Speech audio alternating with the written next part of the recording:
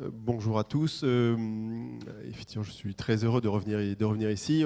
J'avais plusieurs choses à présenter. La région Nouvelle-Aquitaine, alors nouvelle région, qui a fusionné ex-Poitou-Charentes, ex-Limousin et ex-Aquitaine, a des ambitions élevées en termes de transition énergétique. Et on avait effectivement, il y avait une volonté à la fois de notre président et notre vice-présidente, Madame Françoise Coutan, d'aller vite. Avec la mobilisation des acteurs, donc la création, on va dire, d'un conseil permanent de la transition énergétique qui regroupe l'ensemble des acteurs du territoire. Et deuxième point, vu qu'on était une nouvelle région, d'essayer de se connaître. Quel était effectivement le mix énergétique de la région, le profil énergétique de la région. Et on pense que cet état des lieux, cette connaissance fine des problématiques énergétiques du territoire permet derrière de mettre en œuvre des politiques efficaces. Je vais essayer très vite, il va y avoir pas mal de chiffres, j'espère qu'après le diaporama sera sûrement disponible à tout le monde. Alors déjà, 72% des émissions de gaz à effet de serre sont liées à la consommation d'énergie. Le reste, globalement, c'est de l'agriculture. Là, aujourd'hui, je vais vous parler uniquement de la partie énergétique. On pourra évoquer l'agriculture, mais c'est un vaste sujet, on le fera peut-être une autre fois. Donc voilà, 72% des émissions de gaz à effet de serre sont liées à la consommation d'énergie. Deuxième volet, 74% des énergies sont des énergies fossiles. Voilà. Donc on parle effectivement aujourd'hui de transition énergétique, on avance, il y a effectivement beaucoup d'efforts à faire, beaucoup d'économies d'énergie à faire et beaucoup d'énergie renouvelable à développer pour qu'on arrive vers des scénarios dont l'ADEME parle de 100% électricité renouvelable ou 100% gaz vert. Deuxième chose, la production d'énergie en Nouvelle-Aquitaine. On parle beaucoup d'autonomie énergétique, les territoires s'intéressent effectivement à la production. La Nouvelle-Aquitaine ne produit que 26% de sa consommation énergétique.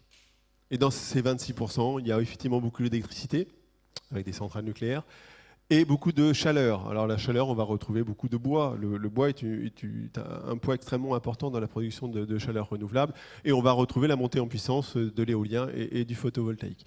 Mais effectivement, la Nouvelle-Aquitaine ne produit que peu d'énergie par rapport à sa consommation totale. La part des ENR, la production des énergies renouvelables.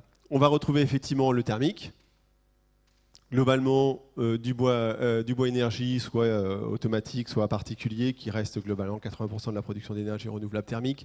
Mais les ENR thermiques ne couvrent que 17% de nos besoins. Électricité, solaire photovoltaïque plutôt dans le sud de la région, éolien plutôt dans le nord de la région, on couvre 18% de notre besoin d'électricité. Troisième volet, production effectivement de biocarburant, on ne couvre que 6% de notre consommation.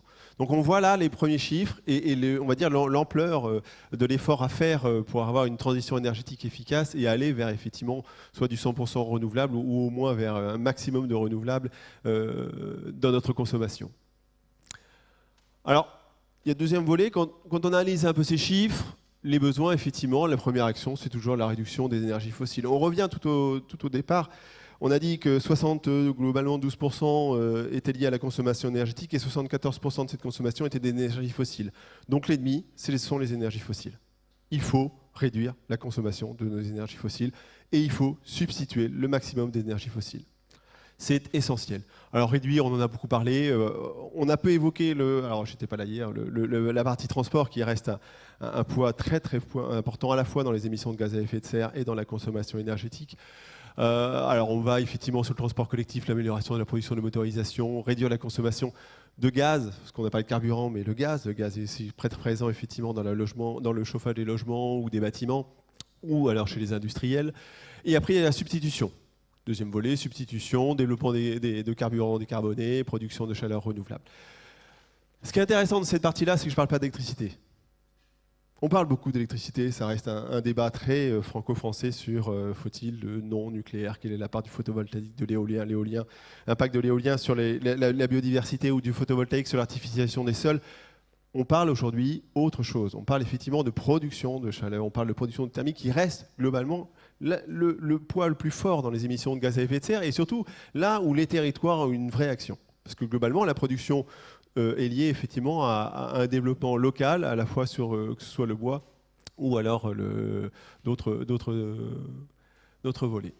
Consommation énergétique de l'Aquitaine, alors évolution 2005-2015, il y a moins 6%. Réduction de 6% de la consommation énergétique de la Nouvelle-Aquitaine, avec la problématique des transports, plus 11% sur le déplacement des particuliers, et après on va retrouver des baisses, moins 5% des marchandises, moins 12% dans le tertiaire, Moins 12% dans le résidentiel, moins 13% dans l'industrie, moins 5% dans l'agriculture. Donc on voit que globalement, il y a plutôt une tendance favorable où un certain nombre de secteurs évoluent et réduisent leur consommation, sauf sur la partie des déplacements. Et ça va être l'enjeu de demain. Comment on arrive à faire évoluer notre mode de déplacement? Alors à la fois réduire les déplacements et effectivement les rendre plus propres. Alors on en parle beaucoup en ce moment avec la montée, on va dire, des véhicules électriques, hydrogène ou autres. La problématique la prise de conscience aujourd'hui liée à la mobilité est plus liée à la pollution de l'air qu'à la transition énergétique. C'est-à-dire qu'aujourd'hui, on a des problématiques de métropole, on a des problématiques de zones urbaines qui essayent de résoudre des problématiques de pollution de l'air, où là, effectivement, les motorisations propres ont tout leur rôle, le transport collectif aussi. Mais on n'est pas encore dans une logique où c'est la transition énergétique qui doit être effectivement le vecteur, ou qui doit faire jouer son poids pour faire évoluer les modes de transition. Et on a encore aujourd'hui, effectivement, beaucoup d'efforts à faire sur la partie mobilité. Quand on se projette, moins 6% de réduction en 10 ans, il faut 40 ans pour faire 30%, donc c'est trop long. Il faut aller plus vite, plus fort. On a entendu effectivement des mécanismes financiers. Enfin, il y a plein d'autres choses à voir, mais il faut aller plus vite. C'est une nécessité, c'est une urgence aujourd'hui absolue. Deuxième point, alors, on a parlé effectivement de l'évolution de la consommation énergétique avec la partie transport qui augmente et le reste qui diminue. On peut regarder la partie de la production d'énergie renouvelable. Alors là, on revient effectivement sur la logique électrique, thermique, mobilité. Globalement, la production reste effectivement le volet thermique, et le volet thermique est principalement du bois. On a plus 4000 gigawattheures en production thermique, plus 4800, plus 3800 électriques. On voit bien qu'effectivement, dans la part des énergies renouvelables, c'est encore le thermique qui augmente le plus. On est là aujourd'hui avec des solutions à mettre en œuvre à l'échelle des territoires. Vous avez la ressource sur vos territoires, vous avez la consommation. On est dans une logique effectivement de production et de consommation de proximité. Il y a un rôle essentiel à jouer là-dessus. Il y a des stratégies, on a parlé à un moment de territoire. Les territoires et notamment les collectivités ont des stratégies à définir. Quel va être leur mix? On parlait à un moment de choix de mix électrique, mais quel va être le mix énergétique de chaque territoire? Et c'est essentiel, et on revient effectivement très rapidement sur la définition d'une politique locale de l'énergie. Chaque collectivité doit définir une politique locale de l'énergie. Je crois que j'ai presque fini. Moins 6% donc en 10 ans, on a dit, voilà, l'estimation de moins 15% à 2030, qui n'est pas suffisant. L'objectif de la région était de moins 30%, donc on va accélérer les choses. Mais si on reste à moins 15%, il faudra augmenter de 75% la production d'énergie renouvelable pour atteindre nos 30% d'émissions. C'est-à-dire qu'à terme, il nous faudrait 41% d'énergie renouvelable. La problématique de si je ne réduis pas assez ma consommation, je suis obligé de développer les énergies renouvelables. Développer les énergies renouvelables, c'est bien, mais ça crée il y a des enjeux autour des énergies renouvelables, que ce soit autour de la biodiversité, au cours de l'occupation du sol. Il y a plein d'enjeux derrière qui vont freiner le développement de ces énergies renouvelables. Donc c'est vraiment un palier. Aujourd'hui, les énergies renouvelables se développent. Il faut continuer et accentuer la réduction de la consommation qui reste le cœur. La problématique de la réduction de la consommation, ça je vais après, c'est la décision.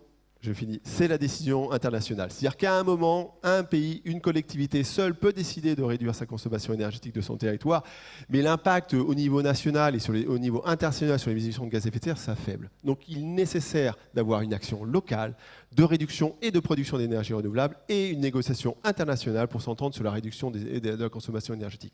Sans ces deux piliers, la transition énergétique au niveau international ne se fera pas. Et je ferai juste un petit dernier chose, alors ça je passe, parce qu'on a pas mal évoqué.